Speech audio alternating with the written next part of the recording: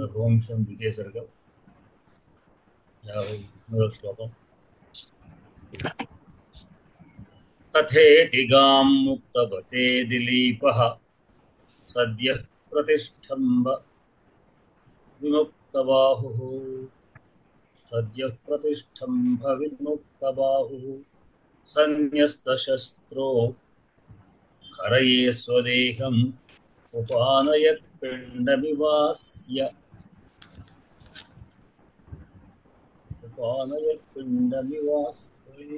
विवामिषस्य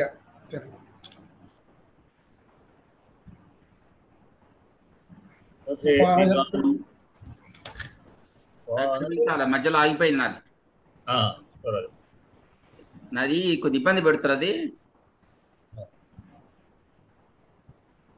तथेति गां मुक्तवते दिलीपः सद्यः प्रतिष्ठम्भ विमुक्तबाहुः सन्न्यस्तशस्त्रो हरये स्वदेहम् उपानयत् पिण्डमिवामिषस्य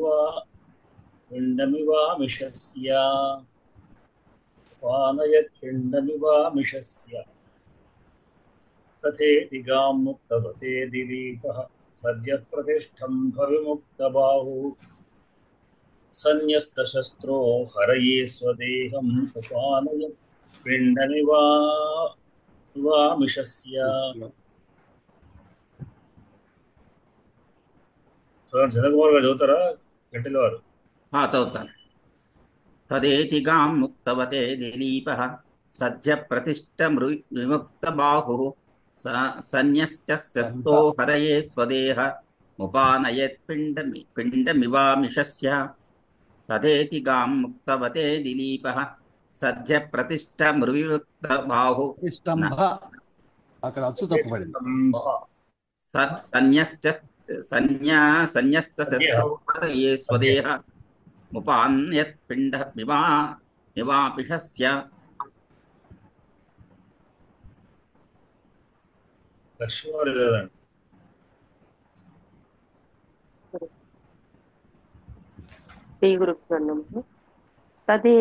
तथेति गां मुक्तवते दिलीपः सद्य प्रतिष्ठम्भ विमुक्तबाहुः सन्न्यस्तशस्त्रो हरये स्वदेह उपानयत् पिण्डमिवामिषस्य.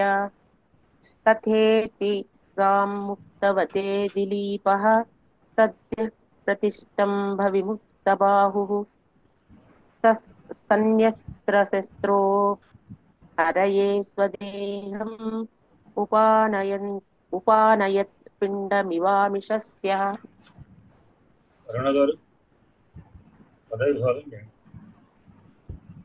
गुरुधर तथेति गां मुक्तवते दिलीपः सद्य प्रतिष्ठम्भ विमुक्तबाहुः सन्न्यस्तशस्त्रो हरये स्वदेहम् उपानयत् पिण्डमिवामिषस्य.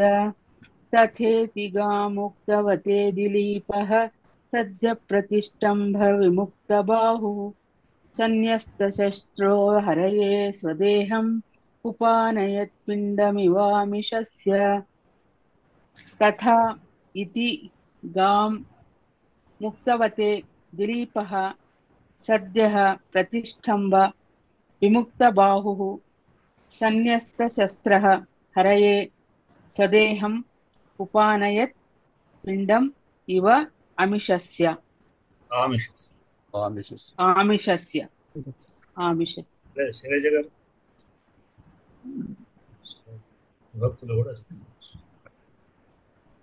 तथेति गां मुक्तवते दिलीपः सद्य प्रतिष्ठम्भ विमुक्तबाहुः सन्न्यस्तशस्त्रो हरये स्वदेहम् उपानयत् पिण्डमिवामिषस्य. तथेति गां मुक्तवते दिलीपः सद्य प्रतिष्ठम्भ विमुक्तबाहुः सन्न्यस्तशस्त्रो हरये स्वदेहम् उपानयत् पिण्डमिवामिषस्य. तथा अव्ययम् इति अव्ययम् गां गां गाओ गा गोशब्दः ओकारान्त स्त्रीलिङ्गः द्वितीय एकवचनान्तः मुक्तवते मुत्तवद्भ्यां मुत्तवद्भ्यः उत्तमशब्दः तकारान्त पुल्लिङ्गः चतुर्देकवचनान्तः दिलीपः दिलीपः दिलीपा दिलीपाः दिलीपशब्दः अकारान्त पुल्लिङ्गः प्रथमैकवचनान्तः सज्जः अव्ययम् प्रतिष्ठम्भविमुक्तबाहु बाहु बाहु बाहवः बाहुशब्दः उकारान्त पुल्लिङ्गः प्रथमैकवचनान्तः संन्यस्त्रशस्त्रः संन्यस्तशस्त्रः शस्त्रौ शस्त्राः संन्यस्तशस्त्रशब्दः अकारान्त पुल्लिङ्गः प्रथमैकवचनान्तः हरये हरये हरभ्यां हरिभ्यः हरिशब्दः हरशब्दः हरिशब्दः हरि हरिशब्दः इकारान्त पुल्लिङ्गः चतुर्देकवचनान्तः स्वदेहं स्वदेयं स्वदेयौ स्वदेहान् स्वदेहशब्दः अकारान्त पुल्लिङ्गः द्वितीयैकवचनान्तः उपानयत् क्रियापदम् उपानयत् उपानयताम् उपानयन् उपाङ् नीङ्गुधा नीङ् प्राणधातु भूते लङ् परस्मैपदे प्रथमा पुरुषैकवचनान्तः पिण्डं पिण्डं पिण्डौ पिण्डान् पिण्डशब्दः अकारान्त पुल्लिङ्गः द्वितीयैकवचनान्तः इव अव्ययम् आमिषस्य आमिषस्य आमिषस्य आमिष आमिष आमिषस्य आमिषस्य आमिषस्य आमिषयो आमिषाणाम् आमिषशब्दः अकारान्त पुल्लिङ्गः षष्ठैकवचनान्तः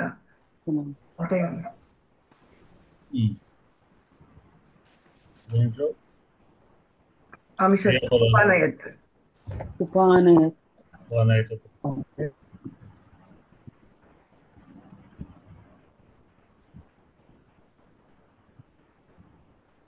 ఉపానయత్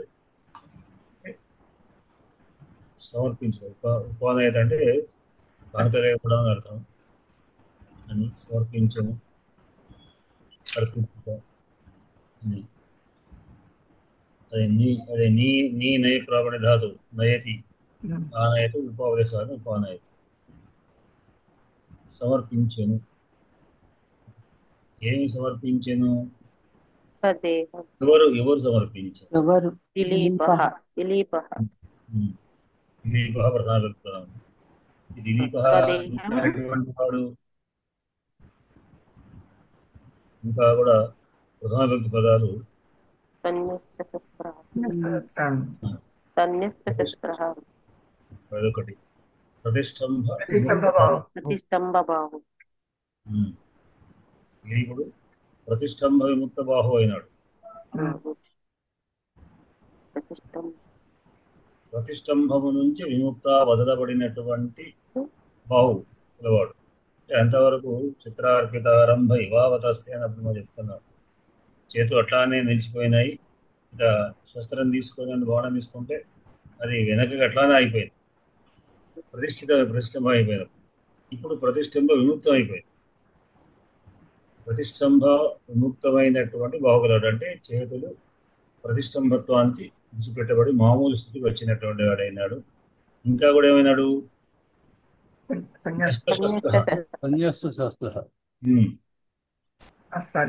అంటే వదబడినటువంటి శస్త్రములు కలవాడు. అంటే దాంతోనే అతడు శస్త్రాలు పట్టుకున్నాడు కదా, ఇప్పుడు విడిచిపెట్టాడు. అంటే కొట్టాలనే ప్రయత్నం విరమించుకున్నాడు. సింహాన్ని కొట్టాలనే ఉద్దేశిత ఏదైతే బాహును శస్త్రాలు పట్టుకోవడానికి ప్రయత్నం చేశాడు వాటిని విడిచిపెట్టాడు. విడిచిపెట్టబడినటువంటి వాడై అతడు ఉపానయత్ ఇచ్చాడు. ఏమి ఇచ్చిన? కిం ఉపానయత్ అంటే స్వదేహం ఉపానయత్. ఆ దేహం ఎట్లాంటిది? దీని పిండం పిండం ఇవ ముద్దను వలె. ఆమిషస్య మాంసం యొక్క ముద్దను వలె అన్నట. పిండం అంటే పిండీకరణను ముద్దగా చేయడం పిండం. పిండీకృతం. పిండి అనే పదం కూడా మనం వాడే పిండి కూడా సంస్కృత పదమే. పిండి పిండం. పిండం వలె, ఆమిషం యొక్క పిండం వలె తను తన దేహాన్ని ఆ సింహానికి ఒక మాంస ముద్దను వలె ఉపానయత్ కానుకగా ఇచ్చాడు.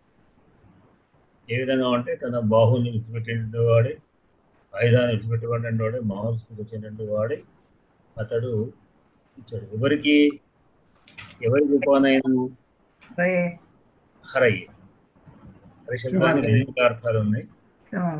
దాంట్లో ముక్తవతే హరయే హరి అంటే సింహం అని అర్థం. అందుకనే నరసింహ పదం, నరసింహ నరహరి అనే పదం వాడతారు. హరి అంటే సింహ పదం. కానీ హరి అంటే ఇంద్రుడు అని అర్థం, హరి అంటే కప్ప అని అర్థం, ఇంకా రకరకాల. చాలా ఉన్నాయి హరి శబ్దాలు. అటువంటి హరికి ఆ హరి ఎట్లాంటిది?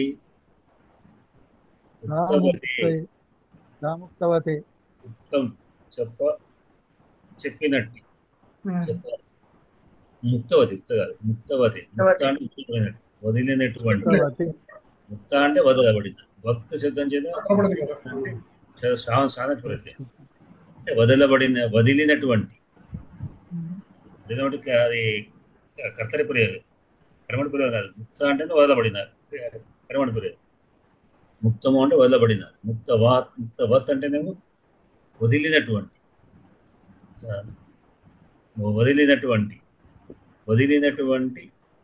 సింహం. వదిలించేసి. దేన్ని వదిలింది? గాం, నందిని, అంటే నందిదేను. నందిదేనువును వదిలినటువంటి సింహానికి దిలీపుడు తన దేహాన్ని ఆమిష పెండంగా సమర్పించారు. ఎప్పుడు అంటే సద్య తొందరనే. ఈ సద్యవాదం దేనికి 2 వేసుకోవచ్చు. అంటే వెంబడే వదిలేసే. ఇట్లా ఎప్పుడు అంటే ఉక్తవతే చెప్పగానే సద్య వెంబడే తొందరనే విడిచిపెట్టింది, లేదా తొందరనే తను అనుకున్నా తను. ఆ మాట ఎప్పుడు అంటే తను తథా ఇది సద్య సరే అని తొందరనే వెంబడే. సరే అంటే ఎంతవరకు రాజు చెప్పిన మాటల్ని విని అందుకు అంగీకరించి తథా ఇది సరే అను అంగీకరించి సద్య వెంబడే ముక్తవదే ముక్తవదే గోవును వదిలినటువంటి హరికి సహ దిలీప ప్రతిష్ఠింభ విముక్త బాహు అయినటువంటి అతడు న్యస్తశస్త్రుడైనటువంటి వాడే స్వదేహం పిండం ఆమిషస్య పిండం ఇవ రావడం చేత మనకు ఉమాలంకారం. ఇవ అనేటువంటి ఇది ఉత్ప్రేక్షత వస్తుంది, ఉమాలంకారం వస్తుంది. ఉత్ప్రేక్షతమైన ఊహల్లో ఉంటుంది. ఇక్కడ ఆమిష పిండం అనేది మనకు స్ఫురణలో ఉంటుంది, ఒక వస్తువు స్పష్టంగా ఏర్పడుతుంది కనుక ఉమాలంకారం.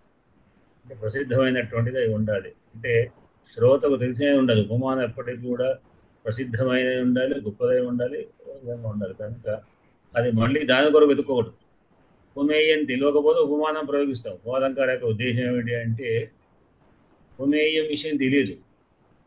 ఫలానా వాడిని దగ్గరికి వెళ్ళి వాడు ఎట్లా ఉంటాడు, వీడిలాగా ఉంటాడు అని చెప్తుంటాం.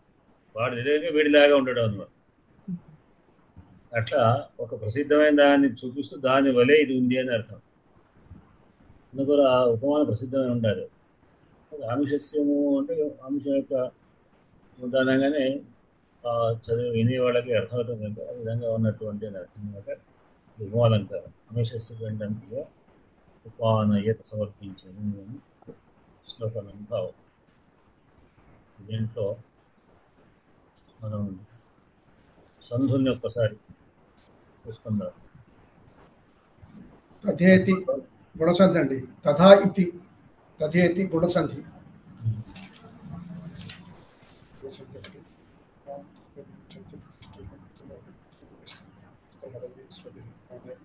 ఇవ ఆమిషస్య సవర్ణ తిరగసంధి. సన్యస్య శస్త్రో హరయే, అది ఉత్పాదేశం ఉంది. శస్త్ర ప్లస్ హరయే, శస్త్రో హరయే ఉత్పాదేశం. విస్తర్క సిద్ధాన్ని ఉపానయత్ ఉపా ప్లస్ ఆనయత్ ఉపానయత్ సవర్ణ సందులేం లేదు. దాదాపుగా మనకు ఇబ్బంది పెట్టే విధంగా సందులేమి మన శ్లోకాలు ఎక్కడ కనపడడం లేదు. మామూలు సందు చిన్న చిన్న అక్కడక్కడ మాత్రమే వేస్తాం. ఈయన అంటే ఈయన కవిత్వంలో మరి అంటే వీళ్ళందరూ బాగా చూసుంటారు. సంధులకి అంటే అంత ప్రత్యేకమైన పదబంధాలు, దీర్ఘమైన పదబంధాలు కానీ అవి పెద్దగా ఉన్నట్లేవండి. అవును, చిన్న చిన్న పదబంధాలు పెద్ద పెద్ద పదభూయిష్టమైనగా ఉండదు. పదభూయిష్టం. కానీ ఉపమాలు మాత్రం ఉపమాలంకారం మాత్రం అద్భుతంగా, అలంకారాలు మాత్రం అద్భుతంగా వాడుతున్నారు. అంటే అలంకార ప్రియుడు ఆయన. కాళిదాసు ఉపమా కాళిదాసు ఉపమానం ప్రసిద్ధమని మనం చెప్తుంటారు. ఉపమా కాళిదాసస్య. ఆ విధంగా ఆయన అంటే ఉపమా కాళిదాసు అంటే మీద వాడడా కాదు, కానీ ఆ ఉపమానాలు ముఖ్యంగా ఉపమానంకారం అని కాదు, వాడే ఉపమానాలు అంటే ఏ అలంకారంలో అయినా ఉపమానాలు ఉంటాయి. ఉపమానం లేని అలంకారాలు దాదాపు ఉండవు. ఉపమాలంకారం అనేది అన్ని అలంకారాలకు మూలం. మొత్తం అలంకారాలను ఎట్లాంటిది అంటే ఒక నటుడి లాంటిది అంటారు, ఒక యాక్టర్ లాంటిది ఉపమాలంకారం. ఆ యాక్టర్ రకరకాల వేషాలు వేసుకుంటాడు, రంగులు వేసుకుంటాడు. ఒకే అతడు రాముడిలాగా, కృష్ణుడిలాగా, రావణాసురులాగా, ఇంకేదోలాగా వ్యక్తి మాత్రం ఒకటే అన్నట్టుగా ఉపమాలంకారం రకరకాల వేషాలతో రకరకాల అలంకారం అవుతుంది. కానీ ప్రతి దాంట్లో ఉపమానం ఉంటుంది. ఆ ఉపమాలంకారమును ఉపయోగించడంలో కాళిదాసుకు నేర్పరు. ఏ సందర్భాన్ని బట్టి ఏ విధంగా ఉపమానాన్ని చూపించాలి. ఉపమాలంకారం ప్రయోగం, ఈ ఉపమాలంకారం అంటే ఆ సందర్భాన్ని బట్టి ఉంటుంది. ఇక్కడ ఆశ్రమాన్ని వర్ణిస్తూ ఎక్కడ యుద్ధ వర్ణనకు సంబంధించి ఉపమానం తీసుకురావడము, ఇక్కడ అట్లానే కాకుండా ఎక్కడిది అక్కడే అంటే ఆ లొకేషన్ సంబంధించిన విజయంగా అట్లానే ఆ వ్యక్తి లేదా ఆ వ్యక్తుల గురించి కానీ ఆ వ్యక్తులు ప్రయోగించేటువంటి ఎవరైతే మాట్లాడిన ఆ పాత్ర ఔచిత్యంగా ఉపమాలంకారం ఆ విధంగా వాటలో ఆయన గొప్ప దిట్ట అనమాట. ఇక్కడ మనకు సింహం కనుక ఆమిషస్య అన్నట్టు, సింహానికి కావాల్సినటువంటిది ప్రధానమైనది కదా. ఆమిషస్య అన్న పదంలో ఒక చెప్పకుండానే ఒక చక్కటి భావాన్ని తెలియజేశారండి. అంటే ఈయన తనకి తాను సమర్పించుకునేటప్పుడు ఎవరైనా ఒకరికి సమర్పించుకునేటప్పుడు పరిపూర్ణమైనటువంటి నత శిరస్సుడు, అవనత శిరస్సుడై సంపూర్ణమైన అతను ఆహారంగా సమర్పించుకుంటున్నాడు. ఒక మాంసము ముద్దలాగా, అంటే కాళ్ళు చేతులు ఇలా నుంచునో, లేకపోతే చేతులు ఆచరించో, లేకపోతే మరొకటువంటి విన్యాసంతోనో సమర్పించుకోకుండా తల వంచి కాళ్ళ మీద ఒంగుని తల వంచుకుని మాంసము ముద్దలాగా చేసుకుని అతనికి ఆహారంలా సమర్పించుకున్నాడు. కాబట్టి ఆ రకంగా అతన్ని సమర్పించుకుంటున్నాడు. అది అంటే ఒక దిక్కు కుదించుకుపోయినాడు, అలా కుర్చుకుపోయి సమర్పిస్తున్నాడు. అంటే ఇతని పైగా అందులో మరొక భావం ఏంటంటే చెప్పకుండా చెప్పింది ఏమిటంటే, భోజనం పెట్టేవాడికి మన ముఖంలో తనకు తాను ఆహారంగా సమర్పించుకునేటప్పుడు ఇతని ముఖ కవళికలు కనపడకూడదు. అతనికి ముఖంలో ఏ భావం ఉన్నదో కనపడకూడదు. కనపడకుండా సంపూర్ణ మంచి మనసుతో ఇస్తుంటే కనపడాలి. సంతోషంగానో దుఃఖంగానో మరో భావం ఏ భావం కూడా కనపడితే ఎదురుకుండా వాడు ఆహారం స్వీకరించలేడు. అందుకని మాంసపు ముద్దలాగా తల వంచుకుని కాళ్ళు చేతులు ముడుచుకుని ఒక ముద్దలాగా తనకి తాను సమర్పించుకుంటున్నాడు. ఆ పదం చెప్పడం కోసమని చక్కటి భావం ఆమిషస్య పిండం అనేటువంటి చక్కని పదాన్ని ఉపయోగించారండి. ఆ పదంలో చాలా అద్భుతమైనటువంటి పదం నాకు అనిపించుకుంటాను ఈ శ్లోకంలో. గురువు గారు, ఇందులో ముక్తవతి అన్నాడు. ముక్తవతి అంటే స్త్రీలింగమే కదా. ముక్తవత అనేది ముక్తవాన్.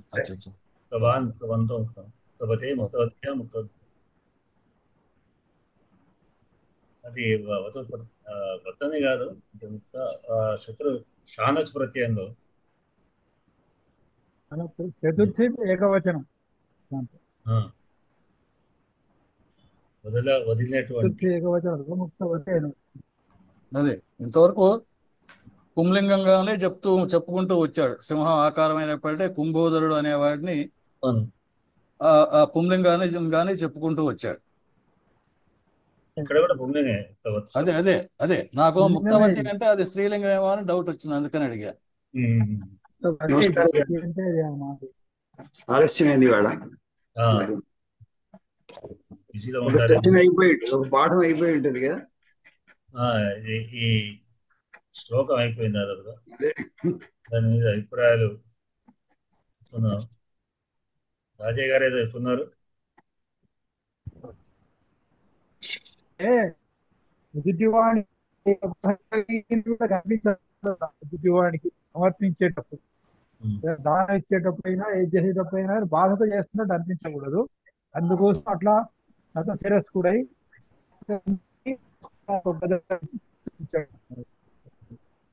కరెక్ట్.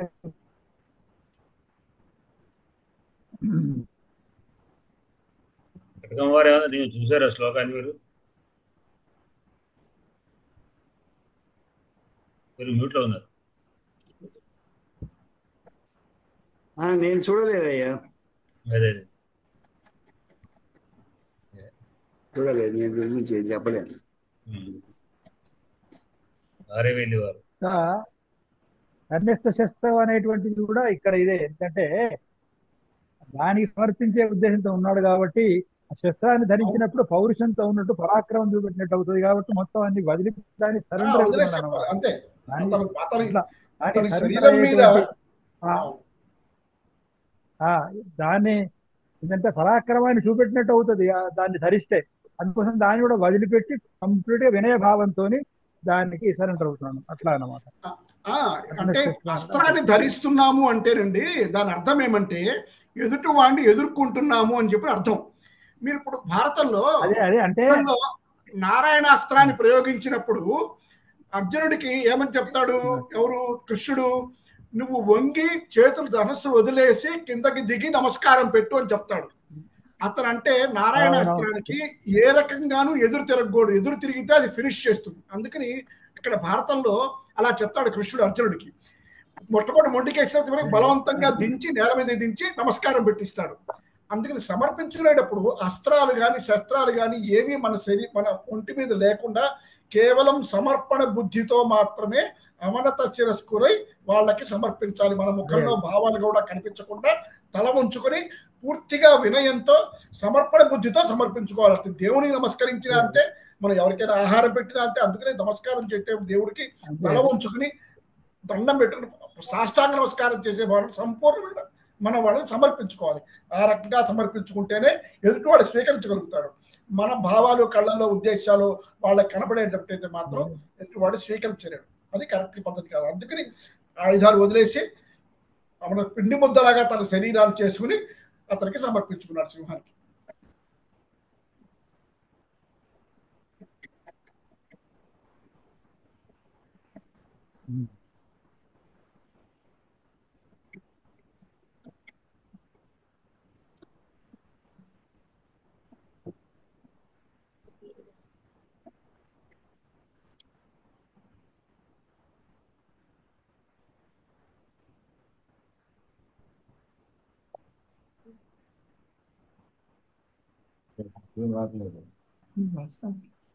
ఇద్దరు మ్యూట్లోకి వెళ్ళిపోయారండి.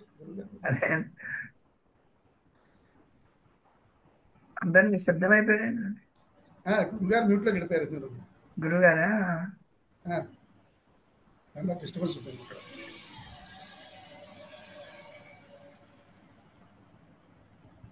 మాట్లాడుతున్నారా? మాట్లాడుతున్నారండి, వినపడట్లేదు గురుగారు మీ మాటలు. మీట్ లో ఉన్నారు గురుగారు. ఉన్నారు. సరే సరే మ్యూట్ వెళ్ళాను. ఇవాడికి ఈ పాట మనం ముగిస్తూ ఆరవెల్లి వారని చెప్తారా? నేనా? అమ్మో, నేనేం చెప్పలేను ఇటువంటి విశేషాలు. అంటే ఏముందండి, ఇక్కడ అందరూ చెప్పిందే కదా, వినయంగా ఉండాలి. సమర్పించుకునేటప్పుడు ఇంకా వేరే అన్యథా శరణం నాస్తి అనే టైపులో ఆత్మ సమర్పణం చేసుకుని ఉండాలి అనే భావం మటుకు తెలిసింది నాకు. ఇంకేం లేదు. ఏదైనా సమర్పించుకున్నప్పుడు ఇంకా నీకే అంకితం అన్నట్టు ఉండాలి. వేరే మరొక మాట లేకుండా ఇచ్చిన మాట నిలబెట్టుకోవాలి అంతే. అదొకటి నాకు తెలుసు. ఇక్కడ శరణాగతి తత్వాన్ని అనుసరించాలి. అన్యథా శరణం నాస్తి త్వమేవ శరణమమ అన్నట్టుగా శరణాగతి తత్వాన్ని అనుసరించి వినయ విధేయతలతో వినమ్రుడై ఉండాలి అంతే. అదొక్కటే నాకు తెలిసింది. తిరిగి మనం తన గొప్ప శరీరాన్ని కేవలం ఒక మాంసం ముద్ద ఇచ్చినంత తేలిగ్గా ఇచ్చేశాడు. దాని పట్ల అభిమానం అదేనండి, లేదు. సమర్పించడం అంటే చాలా అదే చిన్న కదా, విషయం, మొత్తం చాలా చిన్న విషయం. సమర్పించుకోవడం అంటే. సమర్పణలో ఇంకా ఏది ఉండకూడదు. అదే అక్కడ దేహాభిమానం లేకుండా ఏ సింపుల్ గా ఒక అభిమానం మాంసం ముద్ద మనము సింపుల్ గా అనేటువంటి ఒక అహంకారం గాని ఏ అదే అభిమానం గాని లేకుండా ఫుల్ గా ఆత్మ దేహాభిమానం లేకుండా సమర్పణం చేసుకోవడం. ఎంత సింపుల్ గా ఒక ముద్ద అవతల వాడికి పెడతామో అంత తేలిగ్గా పెట్టేశాడు శరీరాన్ని. అది ఉపమానం బాగుంది. అంతే, కాళిదాసులా చెప్పలేం గాని ఏదో చిన్న భావం. అతను ఏదైతే చెప్పాడో ఆ కీర్తి శరీరాన్ని దృష్టిలో పెట్టుకో, నా మానవ శరీరాన్ని మీద వదిలేసి కీర్తి శరీరాన్ని నిలబెట్టి అన్నాడు కదా. కాబట్టి మానవ శరీరం మీద అతనికి ఏ మాత్రమే దేహాభిమానం లేదు, అందుకని అలా సమర్పించగలిగాడు. గంటల ద్వారా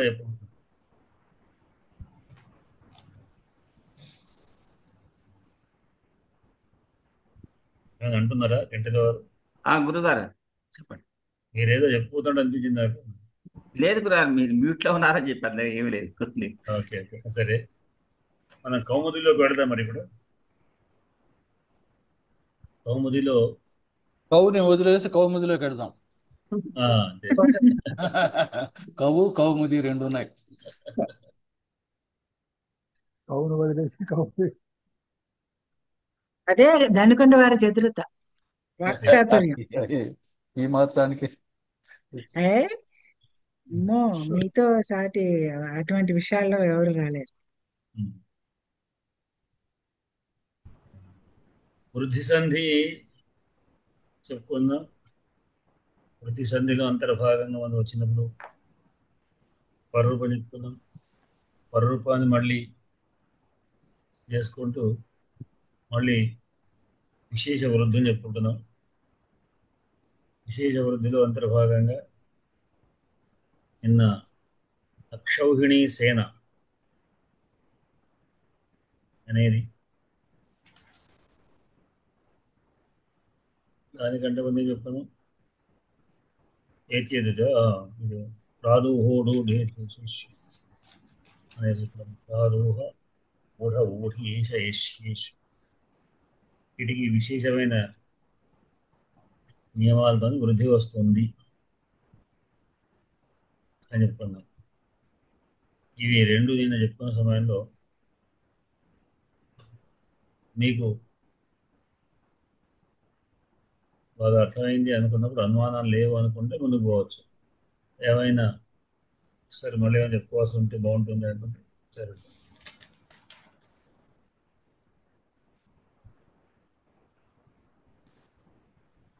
శ్రీదేవి గారు చెప్తారా నిన్న రెండు వార్తికాల గురించి?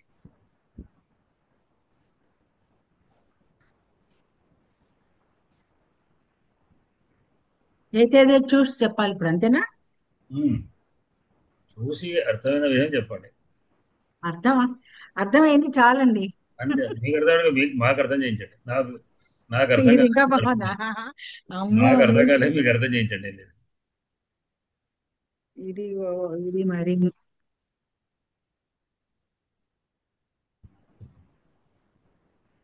ఏంకి పరరూపం వృద్ధులకు అపవాదం దగ్గర నుంచి చెప్పమంటారా? నిన్నటి ప్రాదోహోడో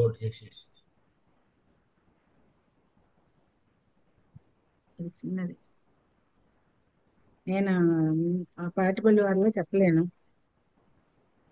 వారినే చెప్పమనండి. ఏదైతే చూసి ఏంగి పరరూపము, ఏంగి పరరూపానికి పునరుద్ధులను ఖండిస్తూ వచ్చి ఏదైతే చూసి వృత్తి అవర్నా తేజాధ్యో ఏతేదచ్చో చెప్పమంటారా? ప్రాదుహోడెడ్జ్ ఉంది కదా, ప్రౌఢి అది ప్రౌఢియా తీయాలి, పేజ్ ఎక్కడుందో చూడాలి. ద్వితీయ సమాసం ప్రాదోహోడే నేను చెప్పలేనయ్యా, చెప్పగలను కానీ చెప్పలేను. ఇవాళ కొంచెం బావులా యాక్చువల్ గా వారు చెప్తారు. చెప్తారు.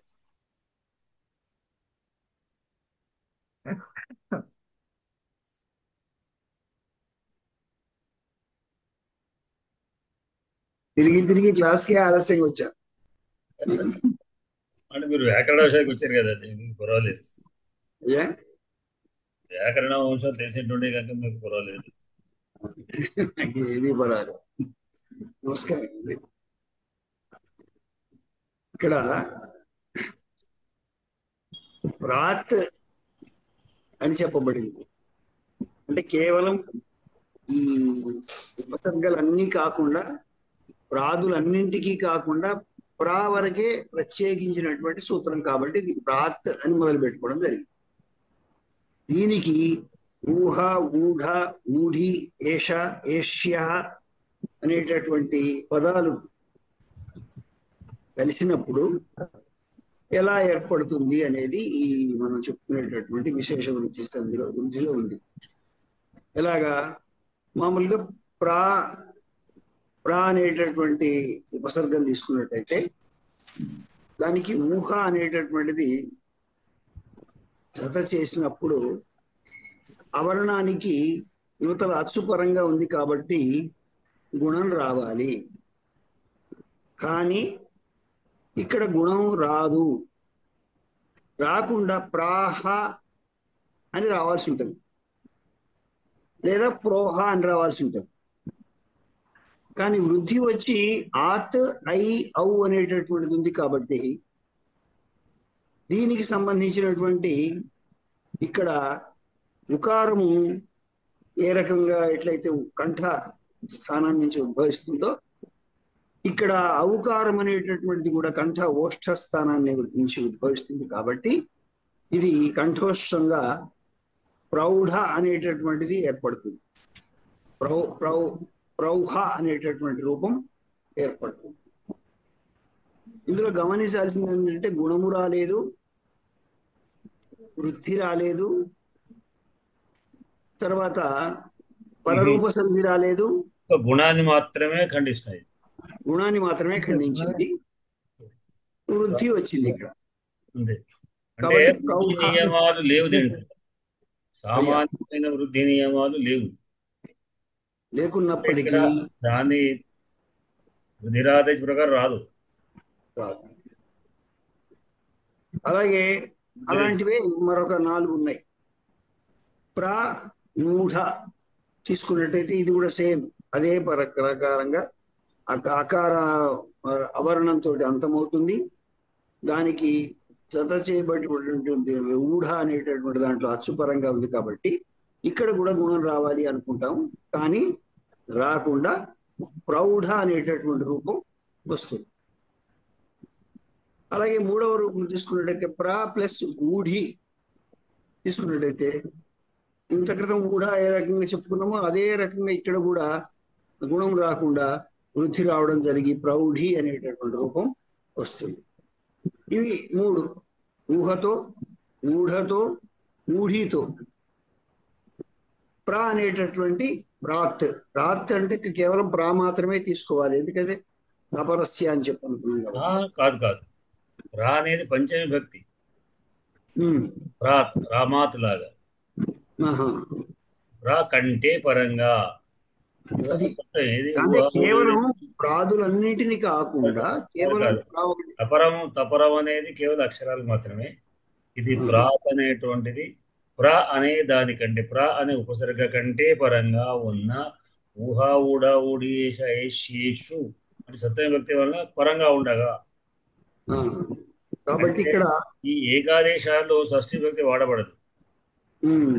ఏకాదేశంలో మనం వృద్ధి సంధి కానీ గుణ సంధి కానీ తీసుకుంటే పంచమి కంటే ఈ సప్తమి చెప్తారు. అంటే పంచమి కంటే పరంగా ఇది ఉంది, సప్తమి రెండింటికి ఏకాదశం వస్తుంది అనేది మనకు ఈ ఏమిటేమిటికి గుణసంధిలో, వృద్ధి సంధిలో, పరరూపంలో వీటన్నింటిలో కూడా షష్ఠి భక్తి దాదాపుగా చెప్పకూడదు.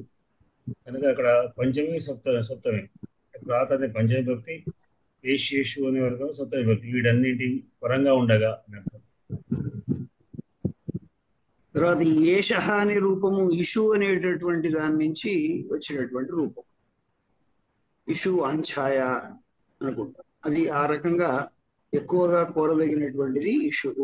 కాబట్టి ఏష అని తీసుకుంటాం. ఏష అని తీసుకున్నప్పుడు ప్రా ప్లస్ ఏష ఇక్కడ అకారం వర్ణం అవర్గంతో అంతమవుతుంది, అవర్ణంతో అంతమవుతుంది. తర్వాత అత్తుపరంగా ఉంది, కానీ గుణం రాకుండా ప్రైష అనేటటువంటి రూపం వస్తుంది. ఇక్కడ అయ్యేందుకు వచ్చింది అంటే మనం చెప్పుకున్నాం ఇక్కడ కూడా స్థానాంతరతమం తీసుకోవాల్సి వస్తుంది. కాబట్టి అవు కాకుండా అయి వచ్చే అవకాశం ఉంది. కాబట్టి ప్రైష. అదే రకంగా ఏష్య తీసుకున్నప్పుడు కూడా ప్రైష్య అనేటటువంటి రూపమే వస్తుంది. ఇక్కడ రానటువంటి రూపం ఏదైనా ఉందా అని పరిశీలిస్తే మనకు నవ ప్లస్ ఊఢ తీసుకుంటే నవ ఊఢ రాదు, నవోఢ వస్తుంది. నవోఢ వస్తుంది. ఎందుకని నవోఢ వస్తుంది అంటే ఇది ప్రా కంటే పరంగా ఉన్నటువంటిది కాదు. కాబట్టి ఇక్కడ ఈ విశేష వృద్ధి సంధి అనేది రాదు. కాకుండా నవ ఊఢ అనేటప్పుడు నవోఢ అని మాత్రమే అనడం జరుగుతుంది. ఇది ఈ తేడా తెలియడం కోసం చెప్పేటటువంటి ఉదాహరణ. దీని తర్వాత ఊహిణి అనేటటువంటి పదాన్ని తీసుకుంటే అక్ష ఊహిణి, ఇది ఒక్కదానికి మాత్రమే ప్రత్యేకంగా ఒక లక్షణం చెప్పబడింది. ఎందుకంటే ఇది ప్రాతో కూడింది కాదు. ఇది ప్రాత్ కంటే పరంగా ఆ రకంగా వచ్చింది కాదు. కానీ అక్ష ఊహిణి అనేటటువంటిది మనకు వాడుకలో ముఖ్యంగా భగవద్గీత తీసుకొని చూసినట్టయితే అక్ష ఊహిణి అనేటటువంటి రూపం ఉంటుంది. కాబట్టి ఇక్కడ అకారానికి అకారాంతంగా ఉన్నటువంటి అక్షకు ఊ అనేటటువంటిది అచ్చుపరంగా ఉన్నప్పుడు మామూలుగా అక్షోహిణి అని రావాలని అనుకుంటాం. గ్రామటికల్ గా అక్షోహిణి రావాలి కదా, కానీ రాదు. గుణం రాకుండా అక్షౌహిణి అనేటటువంటి రూపం వస్తుంది. ఇది మామూలుగా మనకు నాలాంటి వాడికి అయితే అది సందేహమే. ఇది ఎందుకు వచ్చింది ఇక్కడ ఈ పదం అక్షోహిణి కదా రావాల్సింది, అక్ష ఊహిణి అక్షోహిణి కదా, ఆ ప్లస్ ఓ కావాలి కదా అనుకుంటాం.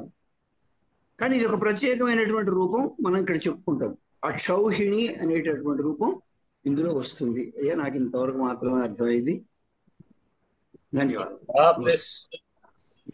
ఏష అనేటువంటిది అది ఏష అంటే ఇష్ అనే ధాతువు ఇష్ అనే ధాతువు వచ్చిందని చెప్పారు.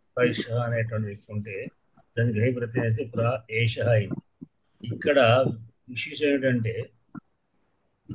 వృత్తిలో ఏష ఏషియా పదాలు వాడాడు, ఇష్ ధాతు గురించి చెప్పలేదు. అంటే ఏష అనేది గ్రహి ప్రత్యయం వచ్చిన తర్వాత సిద్ధమైన రూపాన్ని ఏష అయినప్పుడే వృద్ధి వస్తుంది. ధాతువుతో సంబంధం లేదు.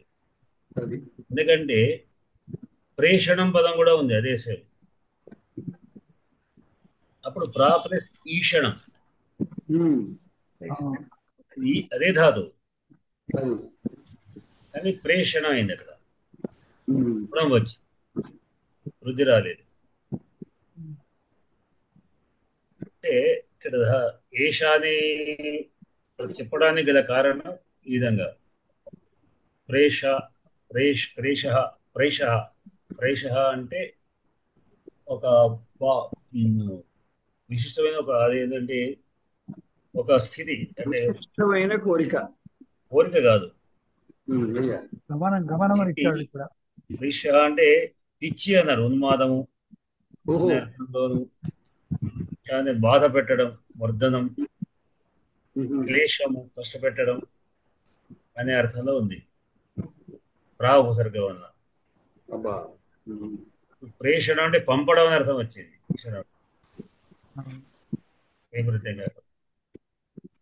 అట్లానే ప్రైష్య అంటే సేవకుడు, శుభం అంట.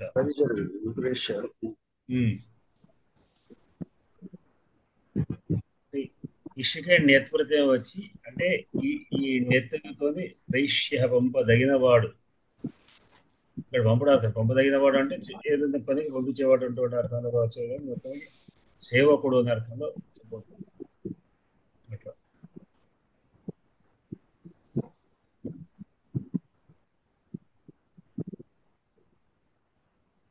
సరే, అట్లానే అక్షౌహిణి సేన అనేటువంటి దానికి ఇంకొక వార్త కాదు.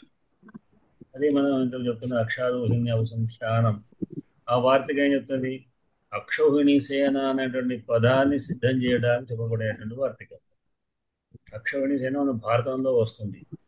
ఎన్ని అక్షౌహిణి సేనలు యుద్ధం జరిగాయి అని కదా, 21 అక్షౌహిణి సేన ఇద్దరి పాండవుల కౌరవులు కలిపి చేయబడ్డాయి. దానికి అక్షౌహిణి సేన అంటే ఎంత అనేది ఒక లెక్క ఉంది. అంటే రథబలం, అంటే చతురంగ బలాల్లో ఏవేవి ఎంత ఉండాలని చెప్పి ఉంది. కలిపితే ఒక అక్షౌహిణి సేన. సరే, దాంట్లో విషయం మనం ఒక్కలేదు. మొత్తం ఆ యొక్క నియమం, దాని యొక్క విధానం ఉంది ఇంత అనేది. అట్లా మొత్తం యుద్ధాలు ఎన్ని జరిగాయి దాంట్లో భారతంలో కానీ యుద్ధంలో చెప్పేది. ఆ గ్రూప్ ఆఫ్ సైనికుల యొక్క బలం యొక్క చతురంగ బలం యొక్క నియమం, దాన్ని అక్షౌహిణి అనే పదం వాడబడుతుంది. ఆ అక్షౌహిణి చేతి ప్రసిద్ధమైంది కనుక అక్షౌహిణి అనేటువంటి పదం ఇక్కడ పాణి మహర్షి యొక్క దృష్టిలో పడనటువంటిది కనుక వృత్తికారుడు. అయ్యా, ఇది సంఖ్యాపరంగా ఉండడం వల్ల పడలేదా? అలా ఏమన్నా అనుకోవాలా? రెండు కలిపి అక్షౌహిణి అంది కలిపితే ఒక సంఖ్యాపరమైనటువంటి రూఢి పదం, సంఖ్యను సూచిస్తుంది. టోటల్ సంఖ్యాభావం అంత కలిపి అక్షౌహిణి సేన గ్రూప్ పేరు. అండి దీంట్లో ఎక్కడా కూడా మనకు సంఖ్యాపదం లేదు. కానీ అక్షౌహిణి అనేది ఒక సంఖ్య కదండి. అక్షౌహిణి సంఖ్య కాదు, ఆ సంఖ్య సైన్యం. అదే 18 అక్షౌహిణీల సైన్యము. అదే ఒక అక్షౌహిణి తీసుకుంటే ఎంత అనేది ఉంది 18 అక్షౌహిణి తర్వాత. అక్షౌహిణికి వివరాలు ఉన్నాయి. అక్షౌహిణి అంటే ఎన్ని గజాలు ఉండాలి, ఎన్ని గజములు ఉండాలి, ఎన్ని రథములు ఉండాలి, ఎన్ని ఏనుగులు ఉండాలి, ఎంత పదార్థి దళం ఉండాలి, అవన్నీ కలిపినటువంటి ఒక గ్రూప్ పేరు అక్షౌహిణి. అది అంటే ఇప్పటి బ్రిగేడ్, ప్లాటూన్ అన్నట్టే. అట్లా ప్లాటూన్ అన్ని ఉన్నాయి. ప్లాటూన్ అనేది అంటారు కదా, బెటాలియన్. అక్షౌహిణి అనే పేరు ఆ సమూహం బెటాలియన్ దాకా. బెటాలియన్ ఎట్లా వాడతారు తెలియదు కానీ కాదు అట్లాంటిది అనుకుందాం. అట్లా అది ప్రసిద్ధమైనప్పటికీ భారతంలోనే మనకు వాడబడ్డా అంటే అప్పటికి ప్రసిద్ధమైనటువంటి అటువంటి కనుక అక్షౌహిణి అనేటువంటి పదానికి అక్షారోహిణి అవసంఖ్యానం అనే, ఇక్కడ కూడా అక్షాత్ పంచవిభక్తి. అక్షాత్ ఊహిని, ఊహిని పదం ఉంటే ఊహిన్యాం, ఊహిన్యాం అనేది సప్తమిభక్తి. అంటే దీనికి పరంగా ఉండగా, అక్షబ్దానికి ఊహిని శబ్దం పరంగా ఉండగా అని అర్థం. ప్రాశబ్దానికి ఇవి పరంగా ఉండగా అట్లా. ఇది దీని తర్వాత పడిపడేవారు తర్వాత ఏముందో చెప్పండి. దీని తర్వాత ఋతేచ తృతీయ సమాసే అన్న వార్తిక ఉన్నది గురుగారు. ఇది కూడా ఒక విశేష నియమం వృద్ధిశందండి. ఋతేచ తృతీయ సమాసే వృత్త శబ్దానికి వివరణ ఏంటంటే, తృతీయ తత్పురుష సమాసంలో వృత్త శబ్దం పరంగా ఉండగా వృద్ధి వస్తుంది. ఇది గుణానికి అపవాదండి, అపవాదంగా చెప్పుకున్నాం మనం ఈ సూత్రాన్ని. తృతీయ తత్పురుష సమాసం అంటే ఇక్కడ సమాసాన్ని స్పెసిఫై చేశాడు. తృతీయ తత్పురుష సమాసం అందు వృత శబ్దం పరంగా ఉండగా వృద్ధి వస్తుంది. ఇది గుణానికి అపవాదం. దానికి ఉదాహరణ ఏం చెప్పారంటే, సుఖార్థ సుఖేన ఋత, అనాయాసము చేత పొందదగిన వాడు. చేత అని ఉన్నది కాబట్టి ఇక్కడ తృతీయ తత్పురుష సమాసం.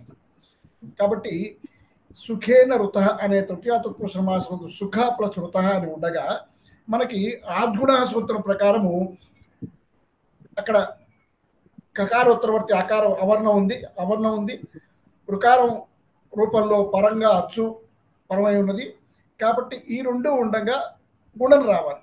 అయితే దాన్ని ఖండిస్తూ ఇప్పుడు విశేష నియమం ప్రకారం రుచేచ తృతీయ సమాసే అన్న వార్తికం ప్రకారం వృద్ధి రావాలి. ఈ వృద్ధిలోకి వృద్ధి వచ్చినప్పుడు ఏం రావాలి అనుకుంటే, స్థాన సామ్యం అకారం తర్వాత ఈ రుకారం ఉన్నది కాబట్టి గురన్ రపర అన్న సూత్రం ప్రకారం మనకి రపరం రుకారానికి రాపారము రా పరమై వచ్చి ఆర్ లాగా వచ్చి సుఖార్థ అనే రూపం సిద్ధిస్తుంది. సుఖార్థ సుఖ ప్లస్ ఋత సుఖార్థ అన్న పదం ఇక్కడ సూచిస్తుంది.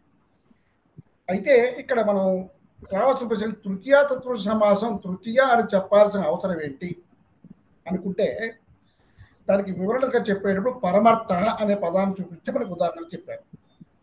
తృతీయ సమాసం అని చెప్పకపోతే కనుక పరమార్థ అనే పదంలో పరమశ్చాసౌ ఋతాశ్చ అన్న కర్మధారక సమాసం ప్రకారం ఇది పరమార్థ అనేటువంటి కర్మధారక సమాసం. తృతీయ సమాసం చెప్పకపోయినట్టయితే ఇక్కడ కూడా వృద్ధి వచ్చి పరమార్థ అని ఉదయం వస్తుంది. గుణంలో అకారం మాత్రమే వస్తుంది. మహర్షి అక్కడ సృష్టి మహర్షి గుణం వచ్చింది, అక్కడ మనకి అకారం మాత్రమే వస్తుంది. కానీ ఇక్కడ వృద్ధిలో ఆర్ వచ్చింది. సుఖ ప్లస్ ఋత సుఖార్థ, ఈ ఆర్ అనే పదం ఇక్కడ వృద్ధిలోనే ఉన్నది. కాబట్టి ఇక్కడ ఇలా చెప్పకపోతే కనుక తృతీయ తత్పురుష సమాసం చెప్పకపోతే కనుక పరమ ప్లస్ ఋత పరమార్థ అనే విరుద్ధం వ్యాకరణ విరుద్ధమైన దుష్ట పదం వస్తుందని చెప్పి అందుకోసం ప్రత్యేకంగా కర్మధార తృతీయ తత్పురుష సమాసంలో మాత్రమే ఇటువంటి ఈ రకమైనటువంటి రూపం సిద్ధిస్తే వృద్ధి వస్తుంది అని చెప్పడం కోసమని మనకి తృతీయ తత్పురుష సమాసాన్ని పదప్రయోగం చెప్పారు. దాని ప్రకారమే గుణం కాకుండా మనకి వృద్ధి వస్తుంది.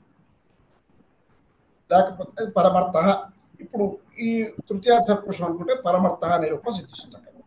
కాబట్టి మనం ఈ సుఖార్థ సుఖ ప్లస్ ఋత సుఖార్థ అన్న పదం ఈ తృతీయ తత్పురుష సమాసము ఈ విశేషమైన ఉద్దేశంకి వస్తుందని చెప్పుకుంటాను. దీంట్లో ఒక చమత్కారం ఏంటంటే అకారము ప్లస్ రుకారము ఉన్నది. గుణం వస్తే ఎట్లా, వృద్ధి వస్తే ఎట్లా, రెండు డిఫరెంట్ ఉందండి. అదేమిటంటే సుఖ ప్లస్ ఋత పరమ ప్లస్ ఋత రెండు ఒకేలాగా ఉన్నాయి. అకారము ఋతాలు రుకారం. ఇది వృద్ధి వచ్చి సుఖార్థ అయింది, ఆర్ వచ్చింది. ఆరుకు ఉదాహరణ ఇది. అట్లానే ఒకవేళ ఇది గుణం వస్తే పరమ ఋత అర్థ పరమార్థ అర్ వచ్చింది. అకార రుకారం ఈజ్ ఈక్వల్ టు అర్ గుణము, అకార ప్లస్ రుకారం ఈజ్ ఈక్వల్ టు ఆర్ వృద్ధి. వృద్ధిలో ఆరు, గుణంలో అర్. ఈ రెండు ఉదాహరణలు దీంట్లో మనం ఒకే చోట చెప్పుకుంటున్నాం. గుణము వృద్ధికి సంబంధించి రెండు కూడా, కాకపోతే అంటే ఒకటి అనుకూలంగా ఒకటి వ్యతిరేకంగా చెప్పుకుంటున్నాం. అంటే రాని పక్షంలో ఎట్లా వస్తే ఎట్లా అనే విధంగా చెప్పుకుంటున్నాం. సుఖ ప్లస్ ఋత సుఖముగా పొందదగిన వాడు, పూజింపదగిన వాడు అర్థం కూడా ఉన్నది. పరమార్థ అంటే పరమంగా విశేషంగా పూజింపదగినటువంటి వ్యక్తి అర్థం కూడా చెప్పవచ్చు. పరమార్థ మళ్ళా ఒకవేళ తకారమును మహాప్రాణం చేస్తే మాత్రం అర్థం కూడా వేరు. పరమార్థ వేరు, పరమార్థ వేరు. పరమార్థ మాత్రమే అనుకోవాలి ఇక్కడ. పరమార్థం వేరు, అది సంధి వేరు, బోధం వేరు, కానీ అర్థం మారిపోతుంది. మహాప్రాణం అంటే మాత్రం అర్థమే మారిపోతుంది, అది వేరే. అల్పప్రాణ మహాప్రాణాలు, అల్పప్రాణాన్ని వాడితే ఒక రకం అర్థం, మహాప్రాణం పడితే ఒక రకం కదా. ఇప్పుడు ఇక్కడ మహర్షి అనే ఉదాహరణ చెప్పినప్పుడు ఇది మహా ప్లస్ ఋషి కదా, అంటే దీర్ఘం ఉంది కదా, మహా ప్లస్ ఋషి ఉండదండి. కానీ అక్కడ ఆర్ అనే పదం లేదు. అక్కడ ఆ గుణంలో ఆర్ లేకుండా మహర్షి అంతే. ఇప్పుడు ఇక్కడ ఆవరణంలో ఆ దీర్ఘ తీసుకుంటున్నాం మనం. దీర్ఘ తీసుకున్నా అయ్యా మహాశబ్దం హ్రస్వమే. హ్రస్వమేనా? మహర్షి కాదు, ఫలితంలో మహర్షి. కాదు, మీరు ఒకవేళ అటువంటి అనుమానం వచ్చినప్పుడు కూడా దీర్ఘం ఉన్న రిజల్ట్ అంతే మహర్షి. ఇప్పుడు మహా ఋషి అనం కదా, మహా ఋషి. మహా కాదు, మహతే. మహా అకారాంత అకారమే. సకారాంత శబ్దము తకారం మూడు రకాలు ఉన్నాయి. మహశబ్దాలు, మహత్తు శబ్దం వేరు, మహాశబ్దం వేరు, మహస్ శబ్దం వేరు. అంటే అక్కడ హ్రస్వమే తీసుకోవాలి. మహారస్వ మహా ప్లస్ మహా దీర్ఘాకారం ఉన్నా అక్కడ వచ్చేది మాత్రం హ్రస్వమే వస్తుంది. ఎందుకంటే మీకు అక్కడ సూత్ర గుణం నిర్వచనం చూస్తే అదే గుణ అన్నారండి. అత్ గుణ అదే గుణ కాబట్టి అత్ అంటే హ్రస్వ ఆకారమే అక్కడ. కాబట్టి హ్రస్వ ఆకారమే రుకారం కలుపు పక్కన రుకారం వస్తే కనుక అరుగా వస్తుంది అక్కడ. అందువల్ల హ్రస్వ ఆకారమే కానీ దీర్ఘం కాదు. వచ్చే గుణం మాత్రం హ్రస్వం కానీ స్థానం కాదు. కానీ అది ఆకారం ఉండని అకారం ఉండని అవరణాదచిపరే అన్నాం. అవరణాదచిపరే అంటే అవరణం కంటే అని అర్థం చెప్పుకున్నావి కానీ ఈ హ్రస్వ దీర్ఘాల గురించి చెప్పలేదు.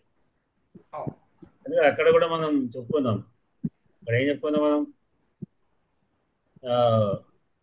గంగా ఊహ చెప్పుకున్నాం కదా. గంగా దీర్ఘం, గంగా ఊఘ, గంగా ఊఘ, గంగా ఊఘ కాదు చెప్పుకున్నాం.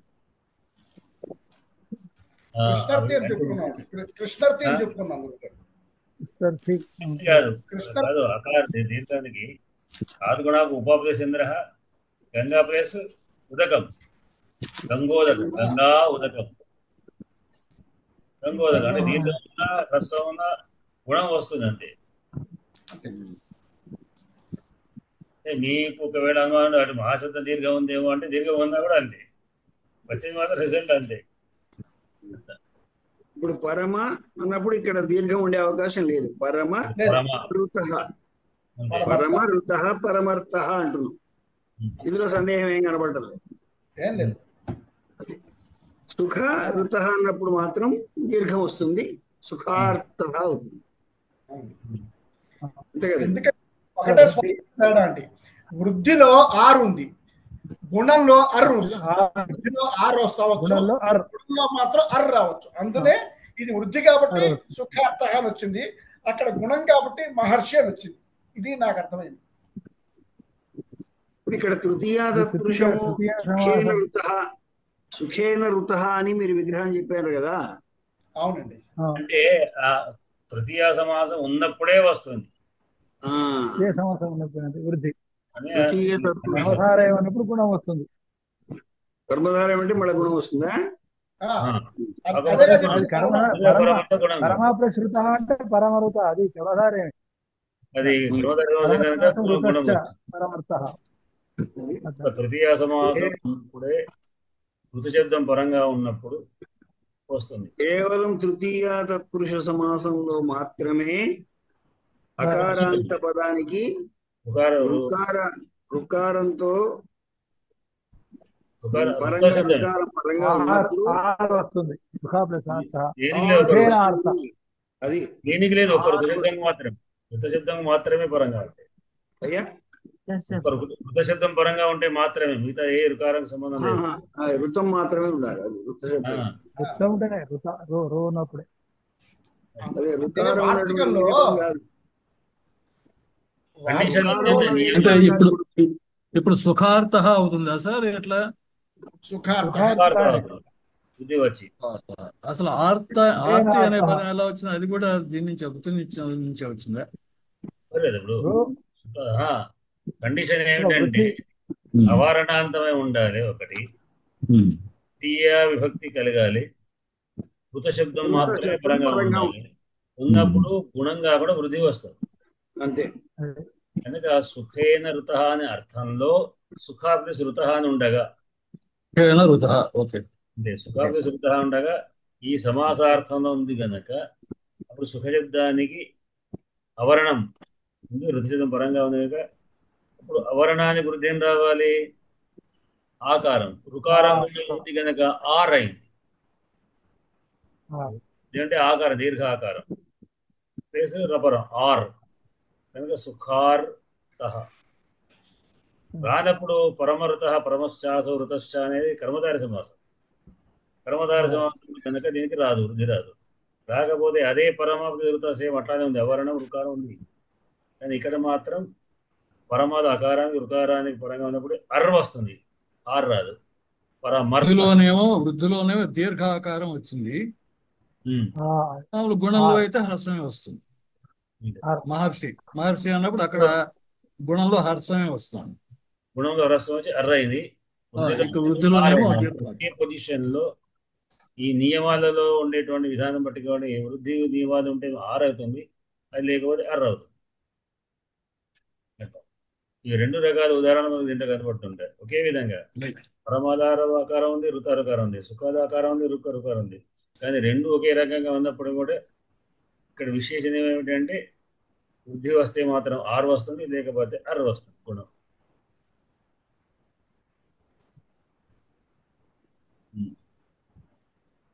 దీంతో మరి వాడికి ఆపేదా?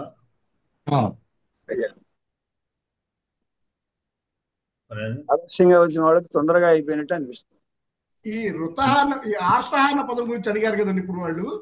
ఇందులో ఆ ప్లస్ రు తప్రత్యయం వస్తే ఆర్తహ అన్న పదం వచ్చింది అక్కడ. అదే నా డౌట్. అది ఆర్తహ అన్న పదానికి ఆ ముందు వచ్చి రూకి తప్రత్యయం వస్తే రుతహ అయ్యి దానికి ఆ కలుకుని ఆర్తహ అన్న పదం వచ్చింది అక్కడ.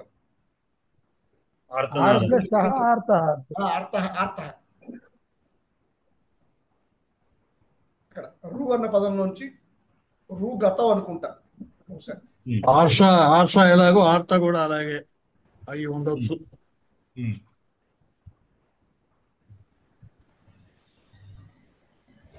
సరే, దాని గురించి రేపు చర్చిద్దాం.